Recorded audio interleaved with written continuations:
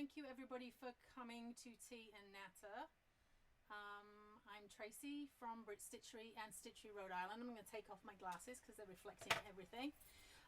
Just a quick note that if you are interested in knowing what's coming up in future weeks, hit the subscribe button down there somewhere, and it'll keep you up to date on what's going on. But now I'm going to introduce you to Stephanie Pearl McPhee, sitting here knitting in a very nice sweater. Good evening, Steph. Hi, Tracy. How are you up in Toronto? I'm totally fine. I knew you were going to look fabulous and have like lipstick, and I know, so I kicked it up a notch. Yeah, what'd you do? I washed my face. Nice. You can expect this kind of high quality production value to continue. I'm very impressed. Yeah, thanks. I'm also wearing a bra. Nice. Yeah, I actually realized that the sports bra wasn't working because you could see it, so I actually put on a real grown-up girl bra too.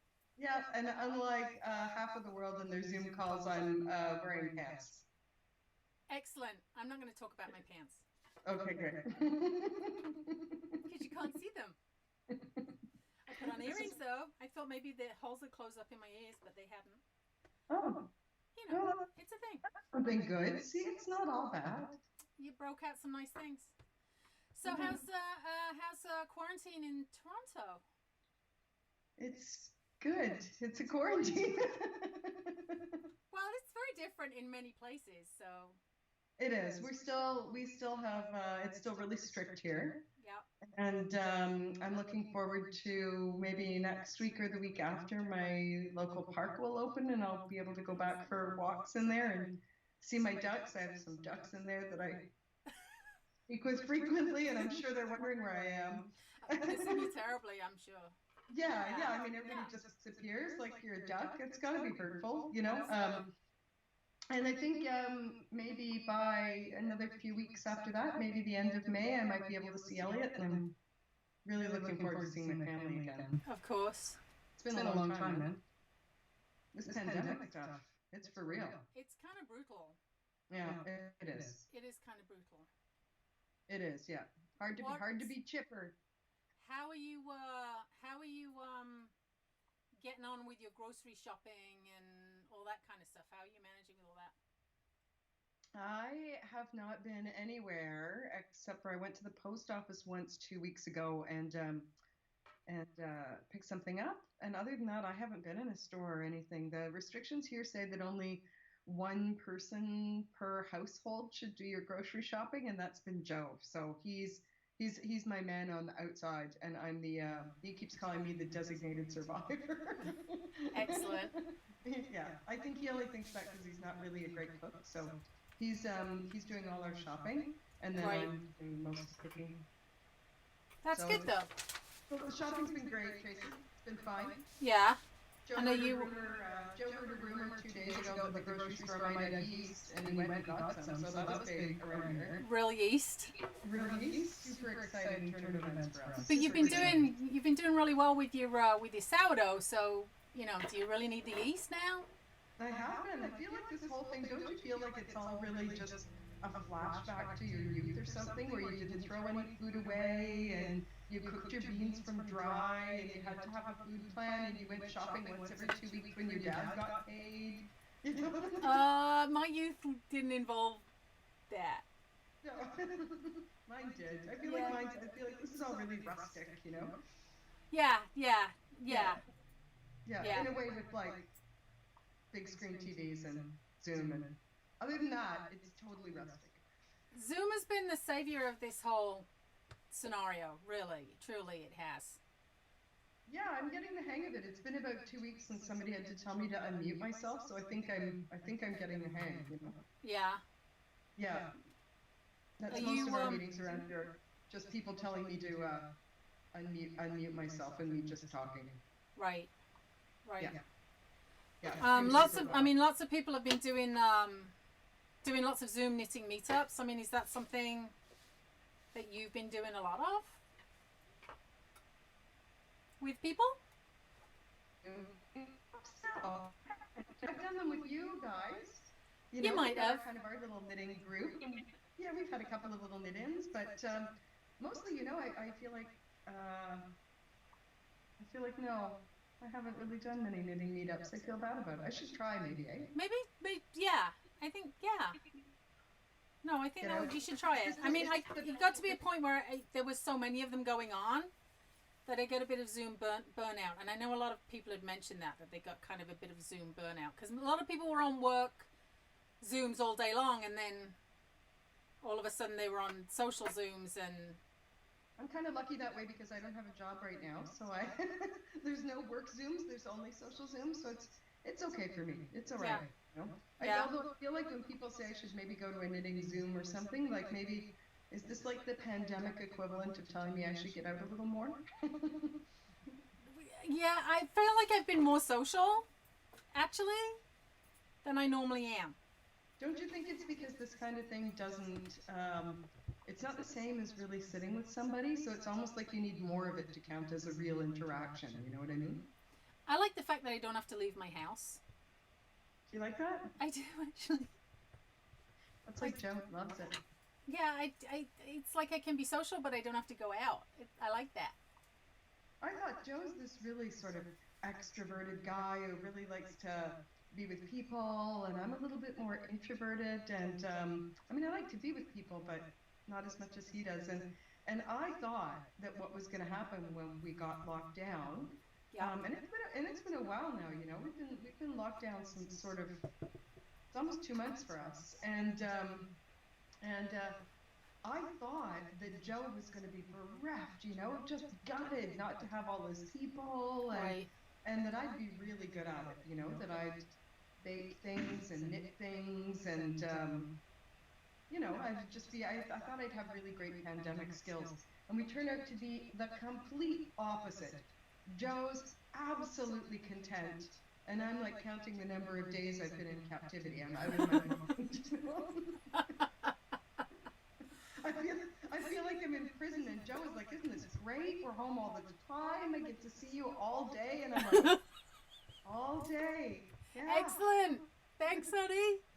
all day, every day." Well, we had lots and lots of people sent lots and lots of questions. So there's lots of things that people want to know. Okay. And I know a lot of us have been with you since the blog first began way back in 1805. Yes. But in reality, the blog started in 2004, but I don't know the reason or the story behind the blog beginning. Can you let people watching know that, how that came to be? Well, I started writing about knitting a little bit, like it's not like I haven't been interested in knitting since I was 4, it's sort of, I'm a little bit one note, it's mostly all I care about. And so I've been, knitting a lot, and I've been writing a lot. When I was a little girl, my grandfather was a writer, and so it seemed to me like it could be a real job, like something that people did. It didn't seem like, didn't you tell me the other day that you wanted to be an actress? Yeah, I actually wanted to be Annie from Annie. Sure. That didn't go anywhere. Yeah, I can see it though. I mean, it could have worked Whoa, out. okay. Uh, I was 10. but I thought, because he was a writer, it seemed to me like something that could actually be a real job, that people were writers. Right.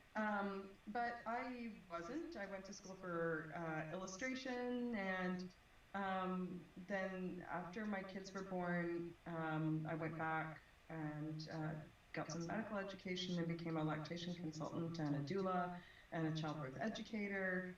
And way back when trees were young and dinosaurs roamed the earth, I was working in and out of NICUs and lots of hospitals all over Toronto. And along came a pandemic. Really? Which one was that?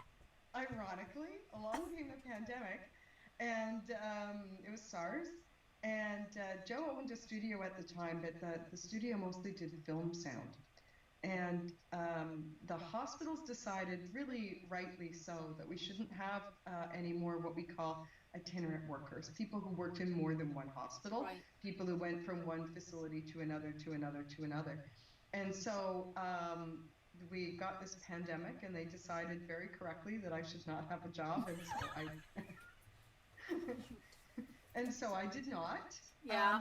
And at the same time, Joe was doing mostly, they call Toronto Hollywood North, and Joe was working with a lot of American film companies, and the American government, not to pick on them, the American government issued a travel warning that no one should go to Toronto, even though the only place we had SARS was in the hospital. So unless you went to the hospital, there was no, I can use all these phrases that everybody understands. Everybody understand now. Right? Yeah. There was no community spread. We only had it in our facilities. And so, but the American government, and even though there was SARS in all 50 states, so I'm not sure what they were thinking, they issued a travel advisory against Toronto. So Joe didn't have any work either. So in the span of about 24 hours, the pandemic took away my job and Joe's. Wow. And I remember thinking that Joe would be okay. We just had to wait for things to open up again, and for the film industry to come back. We just had to hold on. And sure enough, SARS was a short-lived pandemic. It taught Toronto a lot of really valuable lessons about managing in a pandemic that have paid off this time. We were able to ramp up really quickly, and lots of lessons learned there. But so we just waited for everything to kind of open back up again, but I knew my job was gone for good. And as a matter of fact, not having itinerant workers has been something that's really helped in this episode. So I lay in bed that night and I thought, man, like I'm gonna need another job, I need a whole other career. What could I do? And I lay there and I thought, all right, Stephanie, think, what are you good at? What skills do you have? What are you good at? And I said, well, I can knit. And I can write. And honestly, my next thought was pretty much, well, crap, that's not good.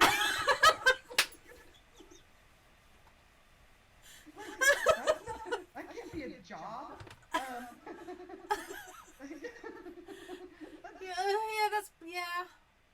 That's incredibly stupid.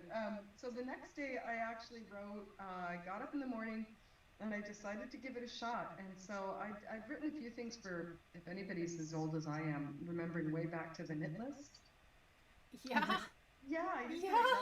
I used to write letters on the knit list to be just back and forth with people. And I've written a couple of articles for Canadian magazines, mainstream magazines, not knitting magazines. And so I had a bit of a portfolio, and so I got up the next morning and I wrote to a literary agent who'd been involved in a couple of knitting books, and I wrote to her and I introduced myself, and she said she thought she could get me a book deal. And what? I didn't know this stuff. And 3 weeks later I had two book deals. So before the blog. Before the blog, yeah. I always thought the blog came first. I know, everybody does. Everybody thinks that I was a blogger who got a book deal, but I was a writer who got a blog. So the blog started while I was writing those other books. I needed kind of an outlet. I was sort of living, breathing, and thinking about knitting all the time. And Ken gave me the blog as a Christmas present, my best friend Ken. And he gave me the blog as a Christmas present, which, in a move which I still maintain, was likely self-defense. How do you give a blog as a... I don't understand. He bought the domain and he set up all the software and he taught me how to use it. And, that's very sweet. It was very sweet. And he answered, that was 2004. So he answered all my questions about HTML because that's how you had to do it. That's how you did it, yeah. Yeah, and I had no idea even. So it's Ken's fault. This is all Ken's fault. It's all Ken's fault, yeah. Or him to thank, depending on how you think about it. And then I started writing the blog after I got the book deals, and then the books came out that same year and later, I think. And so that was 2 books initially? Mm-hmm. And how many books are you at now? 8. 8?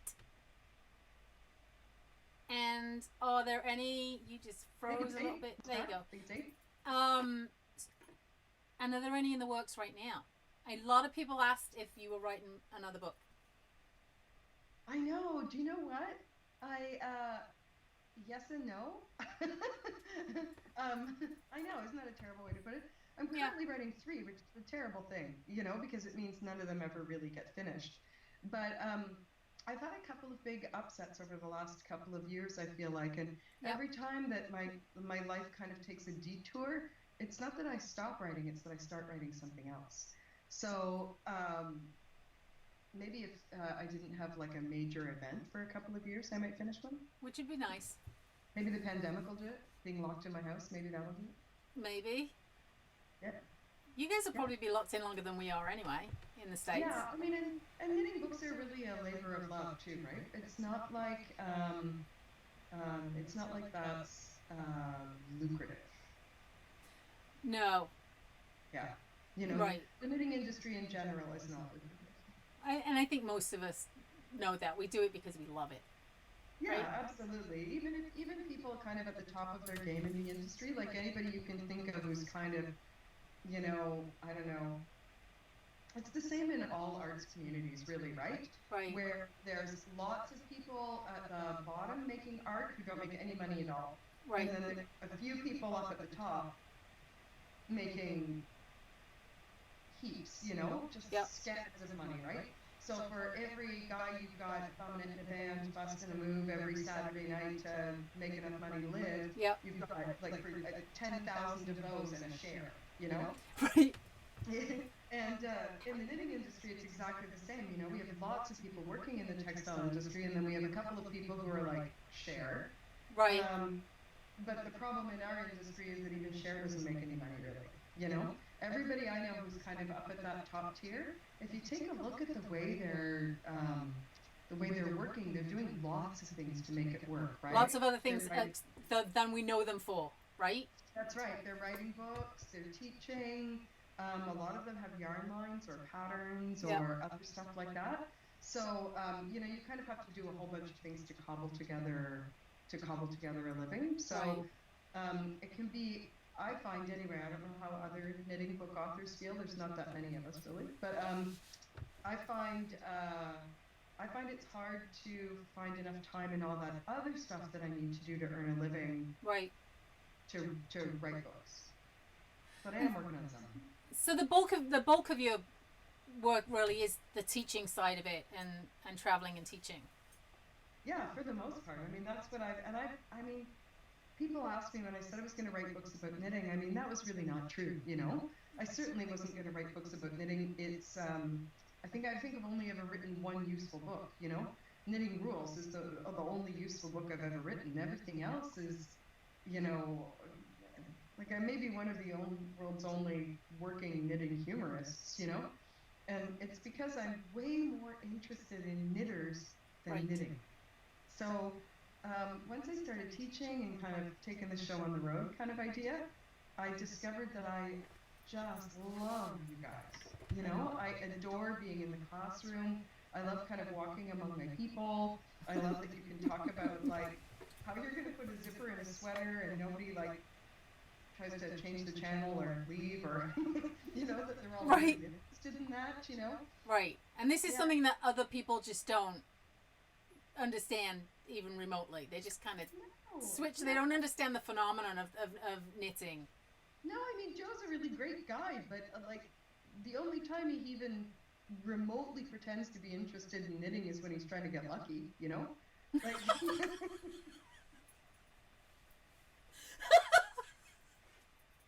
and the rest of the time I would say like, what do you think? A 2-ply, a 3-ply? And he'll be like, sure. Why don't you use both, But if he's use both. And then do you explain why we're not using both? But if he's trying to, if he's done something wrong and he's trying to butter me up, or he's trying to inject a little romance into our lives, then he'll be like, so, is that a 3-ply you're using or a 2-ply? Or, hey baby, did you do any bobbling today? Well, that'll get anybody going. Yeah. Oh yeah. Anybody. Anybody. Romance. Never say the romance is not alive in my house. Yeah. I mean, rarely does that that sort of knitting thing cross over into the general public. But there was an episode where you were called, I believe, the Michael Jordan of knitting by somebody fairly well known. And many people will already know this story, but there are people that are newer to the world of Stephanie that won't know this story. And I think you should tell. It was the stupidest thing in the world. I can't believe it actually turned into anything, you know? I was in the airport in Toronto, and Greg Kinnear was in line ahead of me. And I thought it was really rude to, like, take a picture of Greg Kinnear. So I just kind of, like, took my phone and, like, put it down beside my leg, you know, and then tried to look nonchalant, you know, like I wasn't taking a picture of Greg Kinnear. Right. And just sort of, you know, looked the other way and just, you know, took it. Right. And then felt too guilty to even really check and see if it was a good picture, which it was not. It was right. like a picture of the back of his leg. it was terrible. Didn't actually prove it was Greg Kinnear. No, you can't. Not even really. You'd like, no. No, it's not as like, and as a matter of fact, the only way I can prove it was Greg Kinnear was he said so. So it could have actually just been, well, there was proof that it wasn't actually somebody that just looked like him. Right. Well, because so what I did was I put on the blog that I'd taken this picture and it was Greg Kinnear, and that I felt that I had invented a new photography style. Well, you did. Yeah, where you take a picture of a celebrity without them knowing, or really you knowing. you don't get to look at it either. You know, it has to be really. It has to be really super nonchalant. And so anyway, I put it on the blog and I said, well, I've invented, you know, Kinnearing. It's right. a thing. And sure enough, it was a freaking thing.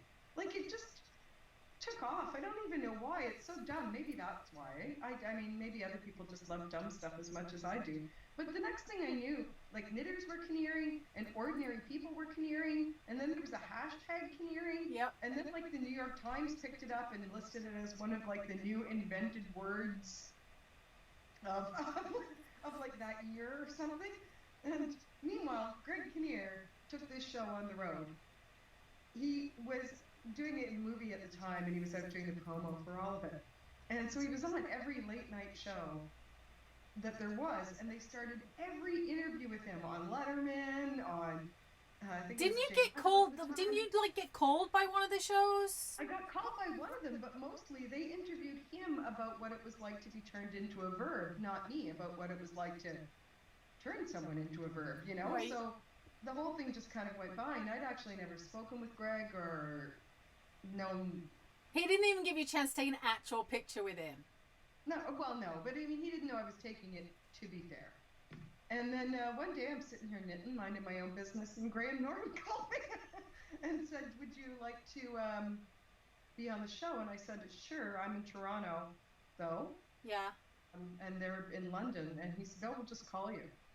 And they called me, and it was interesting, I guess. He does a good show. It's a good show. He does do a really good show. He does. And I liked actually that he didn't make fun of knitters. Do you know what I mean? Like, I hate it when people sort of try to make knitters the butt of their jokes, or you know.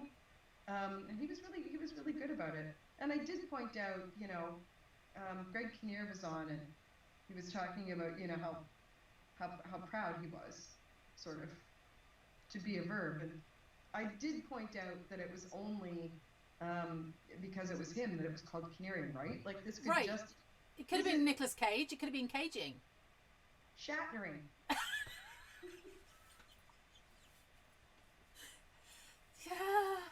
Yeah. William Shatner could have been Shatnering. Thank goodness. Anyway, she should be thankful. Just saying. Yeah. As a thing. So that was a real life thing. That was fun. That was good. And For me, it only kind of took 3 minutes, so I don't remember it really often. Right. So in real life, I'll be watching night TV, stretched out on the couch, and there I'll be, and I'll get a flurry of phone calls when it's in reruns. Oh, sure. I'm sure it will. Craziest thing. Well, we got sent a ton of questions, and I thank everybody for sending a lot of. We got a lot of questions. All right, So I pulled some in no particular order. Okay. One of my favorites is from Kate, and I'm going to have to put my glasses on because I am, the queen. Good. This is from Kate.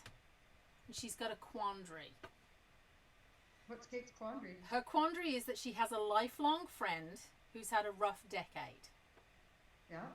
She decided to knit him a blanket so he could feel the love wrapped around him. But the thing is, he's not knit worthy. He won't take care of the blanket. He won't wash it correctly. And it's actually been 3 years since she bought the yarn to knit the blanket, and she hasn't knit any of the blanket. Now, she has a friend who's also had a rough year, who is knit worthy.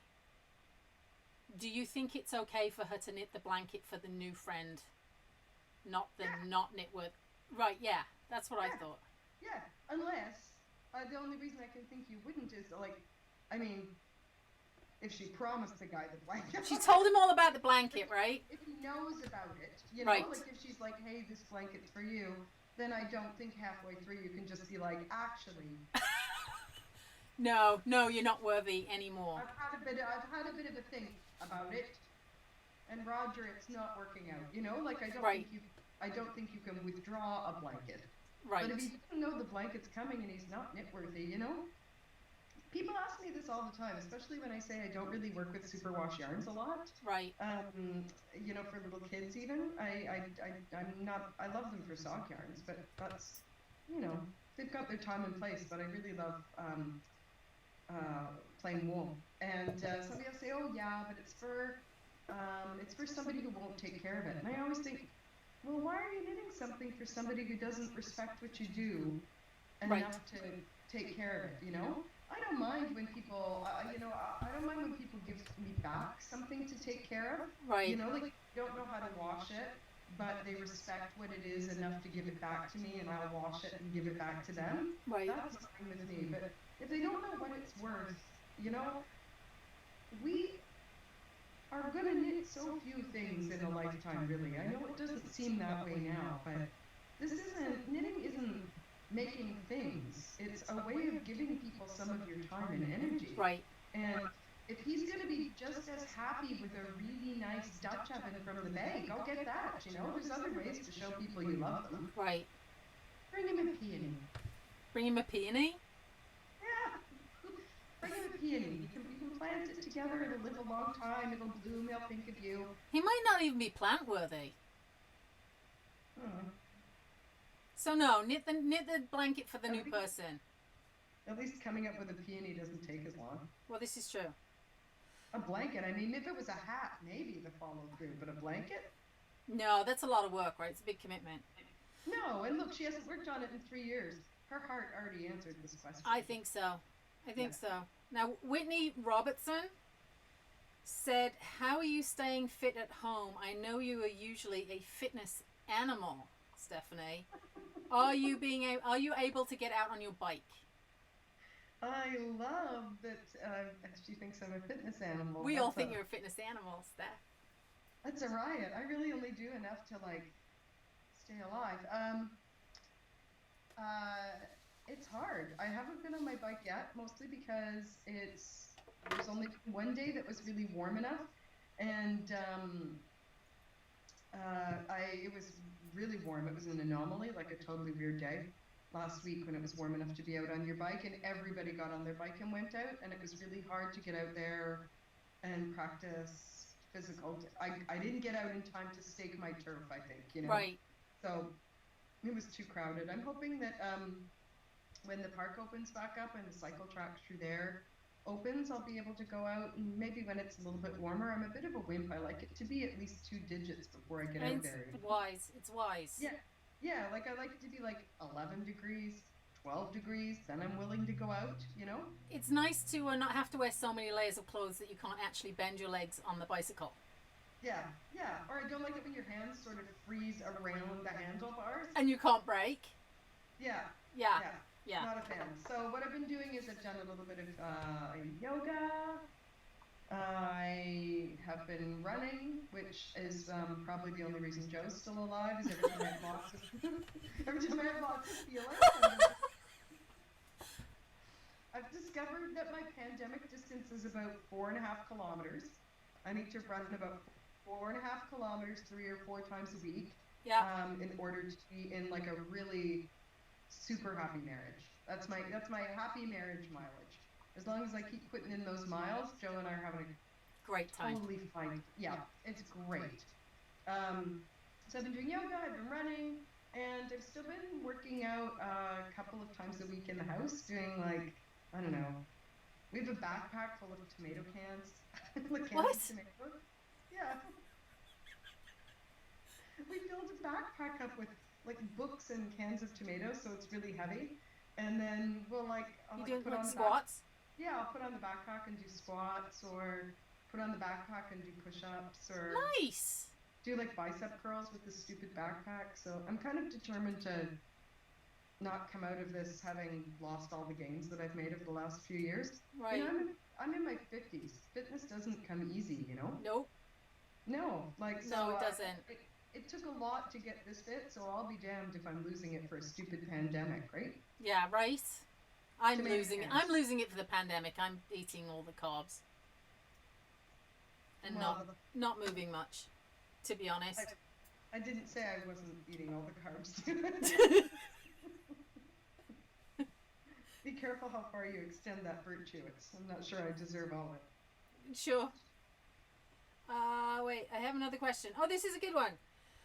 This is from Angela Loomis. I think I'm saying her last name correctly. She nicely says she follows both of us on Instagram, which you, I understand, me, not so much. You're charming. But she said, Stephanie, I know you're a vegan and I wanted to incorporate more plant-based meals into my weekly dinners. Could you share a favorite recipe perhaps, or maybe some websites that you like finding plant-based recipes? Thanks and take care. Oh, that's a great question. I've got a couple of,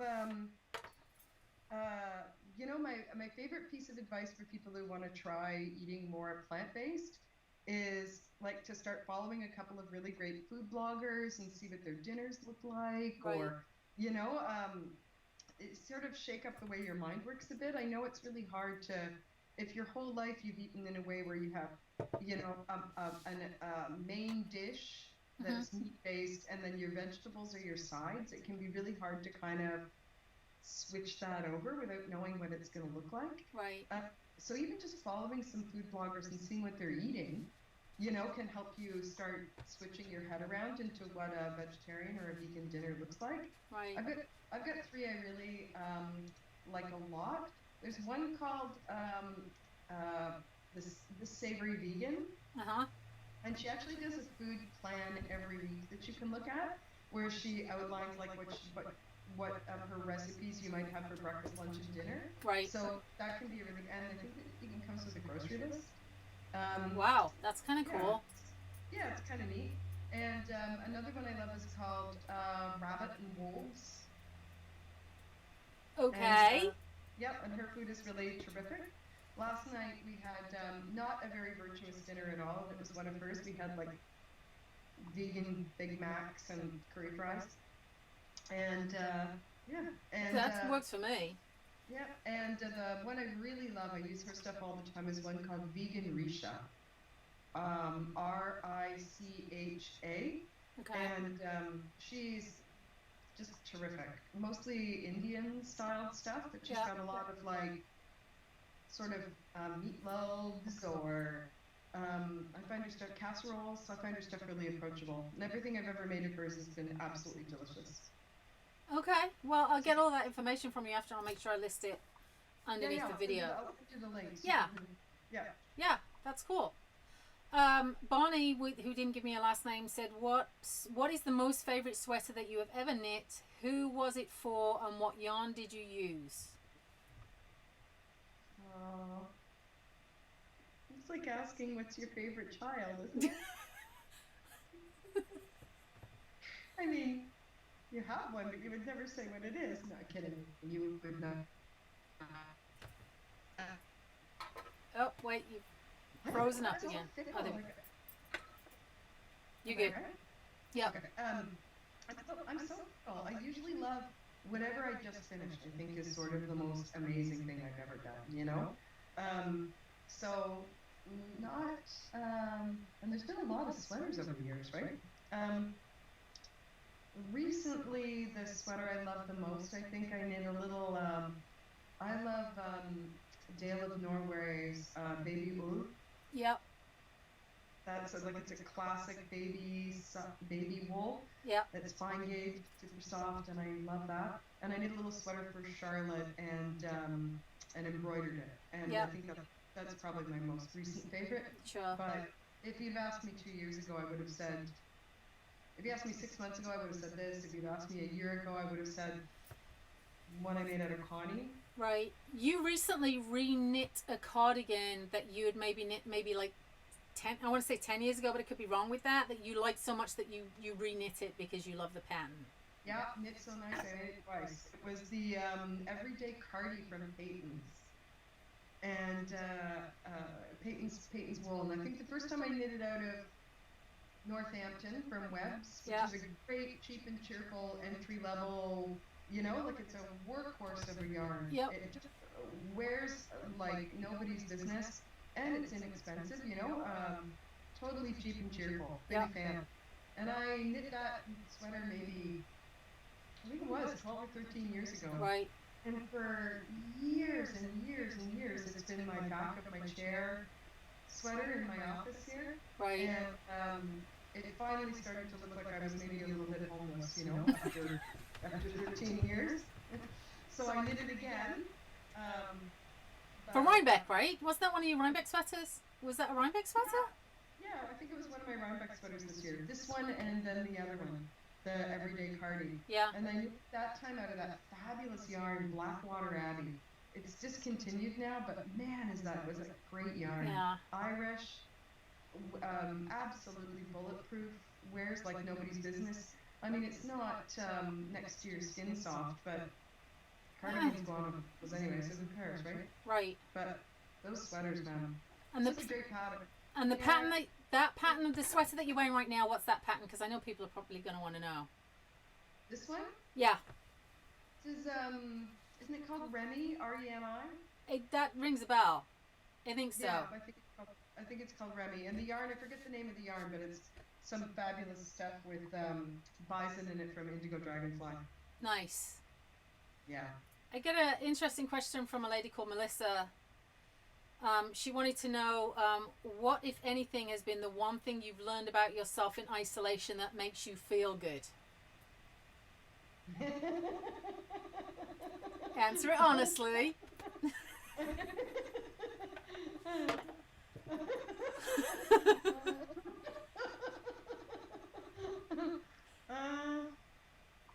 been in isolation so long.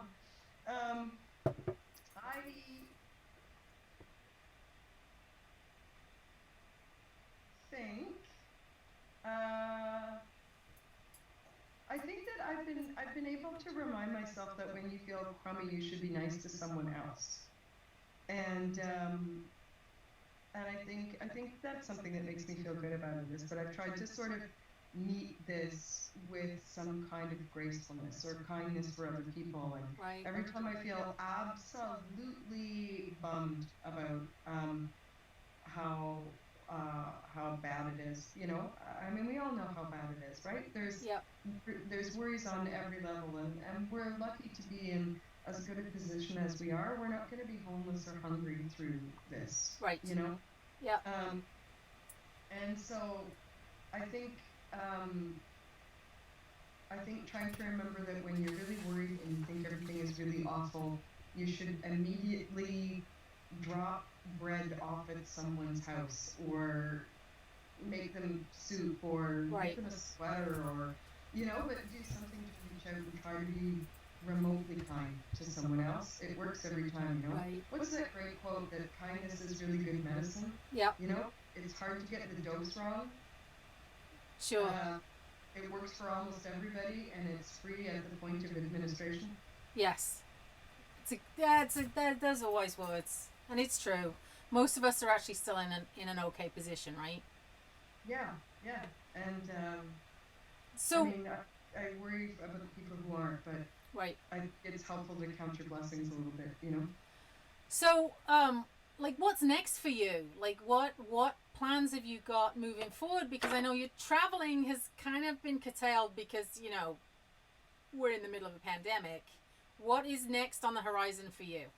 You know, it's a really good question. Eh? I was thinking about that over the last couple of weeks because, you know, the way things are shaping up, even as countries and provinces and states start to open up, Yep. you know, the last thing that's probably going to open is the border and the kind of really big events that we all work, you know. So even when the immediate crisis is over and our local economies are back up and running, you know, Air Canada was saying that they thought maybe they would have international travel in place by Christmas. And I don't know. And they were accused of being optimistic on a lot of levels, you know. Right. The border's still closed, and probably will be for the foreseeable future. So, you know, I think I gotta figure out something else, you know? And any idea what that something else might be? It is. I'm going to try, it feels awkward and I'm still not sure it's the right thing to do, but I'm going to try Patreon. I'm going to try a Patreon with a decidedly socialist bent and see how it feels. I'm going to try a really low price point so that I feel okay about my production values being terrible because here's another whole skill set I have to learn, you know, and I can't promise I'm going to be good at video editing anytime soon. And for people that don't know what a Patreon account, I think I'm saying that right, is, could you give a quick user guide to what a Patreon account consists of? Yeah, Patreon is based in sort of the old-fashioned word patron, you know, someone who's a patron of the arts. And it's a way to support artists, writers, textile artists. I'm certainly not the first knitting teacher to figure out this idea over the last couple of weeks, you know. Right. But the idea is that you pay a certain amount every month. Yep. And in exchange, the artist makes stuff that you have access to.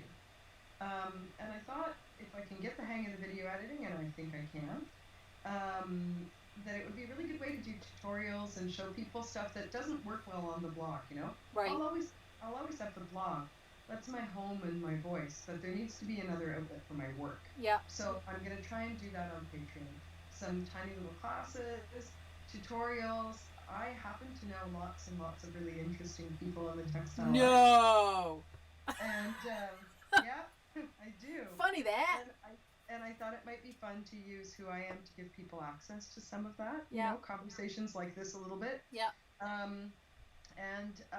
More than that, you know, there are some people in this industry who rely on their income from teaching and do not have the kind of audience or ability to reach out the way that I do. It, you know, either they're sort of not a tech savvy teacher, or it's just not how they roll. They don't like the idea very much, or they just don't have the audience, but they're fantastic. And I thought a Patreon might be a really good way of giving those people access to my platform. So from time to time, it's possible that I'll loan the platform out and help somebody like, say, Judith McKenzie. Wow, that'd be great. She might, with a little spinning class or something like that, which would help her with her income, because on the months that another maker helps me, I'll share the money with them. Right. Do you have a timeline for this happening, or? It's open now, technically, although I don't expect the first video to be up, for a couple of days. Video editing is not knitting, and I'm not great at it, so it's taking me a little while, to do that part. Right. But in the next couple of days, I think you can expect to see That's something. exciting. And so it's on Patreon, and it's listed. Is it listed as a yarn harlot or? No, it's listed as me, Stephanie from McPhee. Nice to meet you, Stephanie Pearl McPhee. Time comes and when I'm ready, I'll put it on Instagram and the blog. I'll put it on Instagram and the blog. The blog will keep being everything it's always been. Yep. And sort of my home and my community. But I'm looking at Patreon. I'm wondering if it can be my new workplace.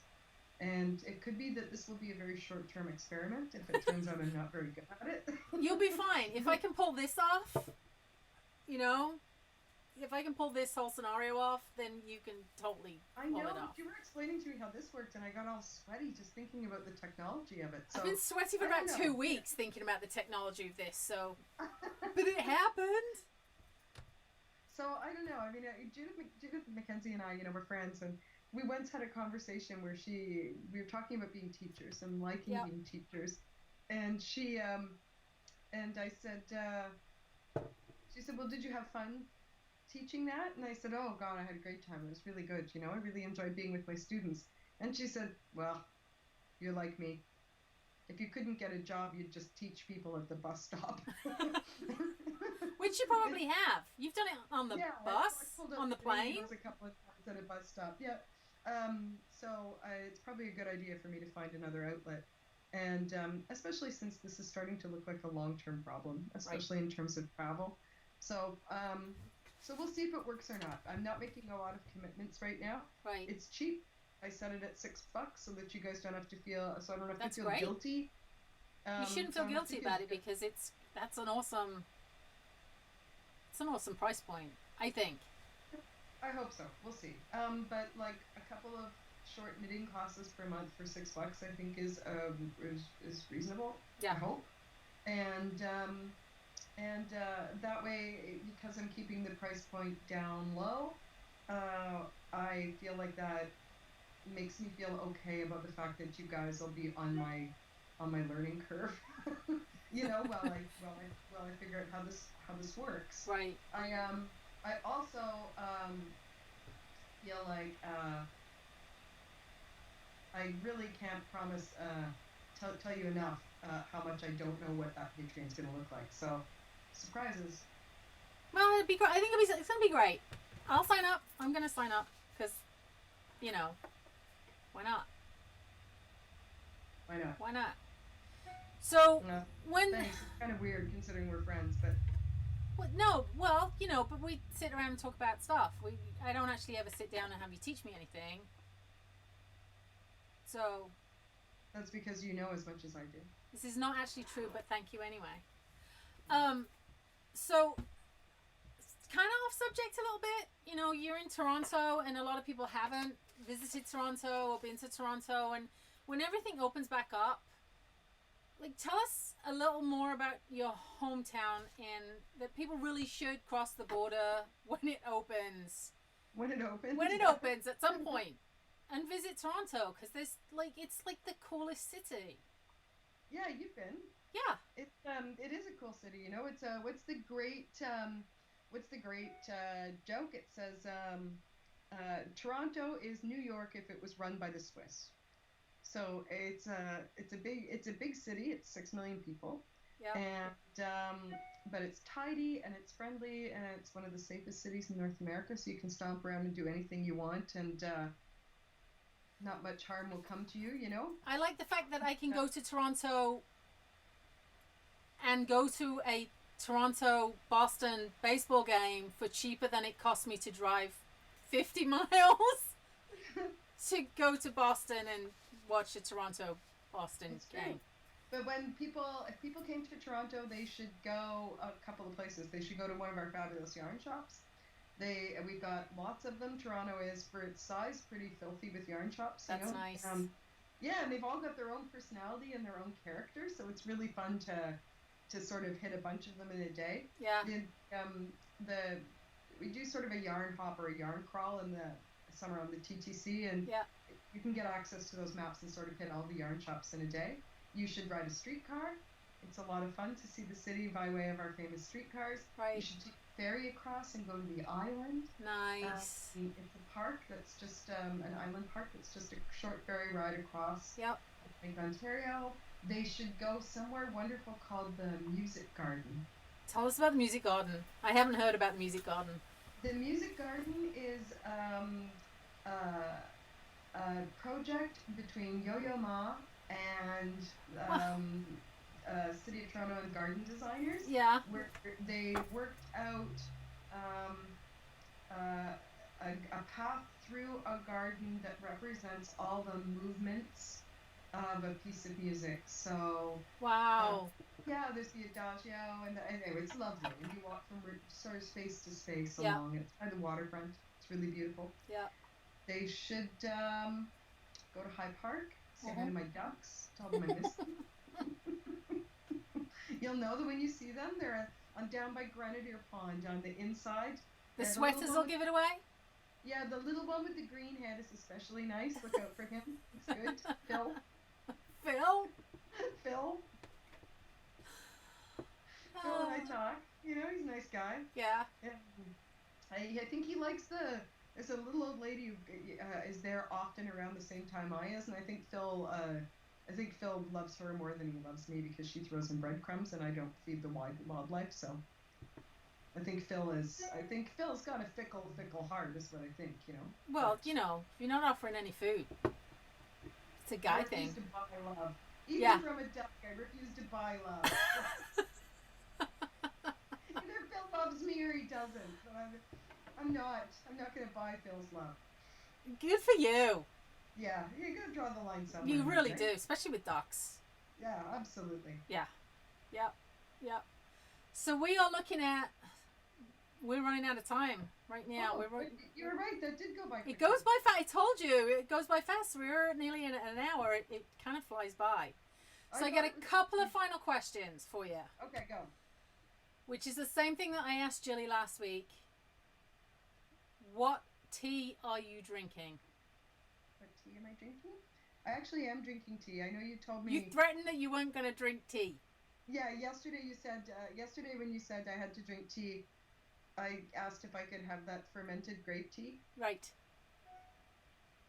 But this is actually tea. This is my favorite tea right now. It's from a company called Silk Road, so textile tie-in. Excellent. And it's called Partridge in a Pear, and it's white tea and green tea and pear. And I recognize the mug. The mug would be Jenny the Potter mug, of course. Absolutely. Yeah. Favorite. I drink out of this one every day. A couple of weeks ago, I was having an off day, and Joe brought me a coffee, and he brought it in a different mug, and I was like, "What the hell, Joe?" Coffee's well, you know that I know that coffee is the most important part of the day. Coffee is life. Yeah. Oh yeah. Yeah. That's a story about you. When we first met, Tracy came to the Rhinebeck house, and we didn't know her. A couple people did. That's how she got in. And there's a whole you get blackballed. There's this whole behind the scenes voting people into the house thing that I knew nothing about. Vetting. Yeah. It's a pretty loose system actually. But if you're awesome, it's usually fairly straightforward. But Tracy woke up in a house full of women she didn't know very well. And immediately endeared herself to all of them by making every single person in that place an Americano or a latte. I'm not stupid. Yeah, just ran the barista scene for an hour, and we were like, she's nice, I like her. And it's been